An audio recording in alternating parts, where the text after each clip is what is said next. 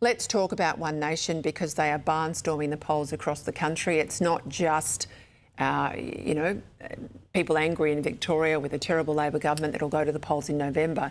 We're seeing similar numbers coming out of South Australia. We had numbers come out today with Roy Morgan out of New South Wales, solidly ahead of Labor, almost double the number we're seeing on primary vote for the coalition. Not much of a foothold in Queensland, and that's, the birthplace of One Nation, which says to me that the immediate action that David Crisafulli took on issues like crime, youth crime in particular, has cut away some of that natural easy ground for One Nation, but where Liberal oppositions fail to take the fight up to the incumbent government, One Nation is where the votes are going.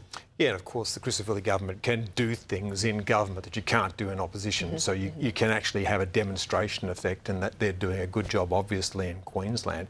But let's face it, the coalition faces an existential crisis at the moment. It'll be tested in South Australia. It may well be annihilated in South Australia. Then, of course, comes the by-election in the seat of Farrer. So Angus Taylor has started well, but his tests lie ahead of him now. I think the stuff that he's done recently, he's actually had a really, really good start. Yeah, I was going to ask you about that because, it feels like he's been there a lot longer than a week and a bit. Yeah, and also I think they've made some good early choices. They've laid down some markers, and today was another mark on where they intend to head. So we're getting a clear sense of direction. I also think he's doing much better in press conferences than I thought he would be doing at this stage. So he's keeping it simple. He's keeping his messages simple. When he's getting asked questions about constitutional law and what will happen if it goes to the High Court, who cares? It's never going to the High Court. What the coalition announced today was essentially a debating point that it's going to be having with the government. And it knows it's on a winning argument with this one. It knows that the majority of the population silent or being loudly in support of them. I think they're smart too to use the tactic of legislation next week to introduce some of their own ground into the parliamentary chamber, because as you can see with the way questions are divvied up now and the predominance of the crossbench, it's very hard for the opposition to get the sort of oxygen opposition's got even 10 years ago. So having this device of the legislative debate about Islamic State, I think that makes it hard for Burke, but I also think it makes it hard for the Prime Minister. What we've seen also with Tim Wilson and what we saw today is that they're going to make the government respond to them. They're going to try and start laying down some of the markers for where the conversation's going to be had. And I certainly think that that's a change for the better. I'm going to get to tariffs with my panel a bit later on, but just before we do, we move off. The United States, obviously, more activity in relation to Iran.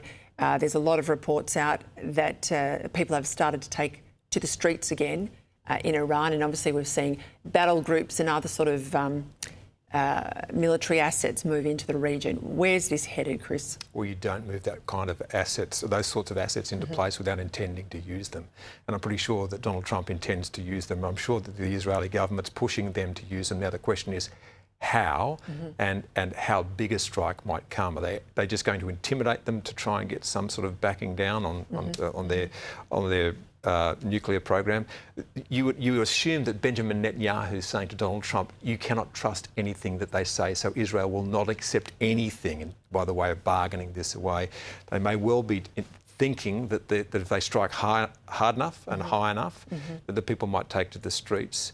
But look, really, this is going to be an extraordinarily difficult thing to land, and the possibility of more unintended consequences in the Middle East, well, that's usually what happens. So, we are now again in a very dangerous time there. We'll watch it carefully. Thank you, Chris.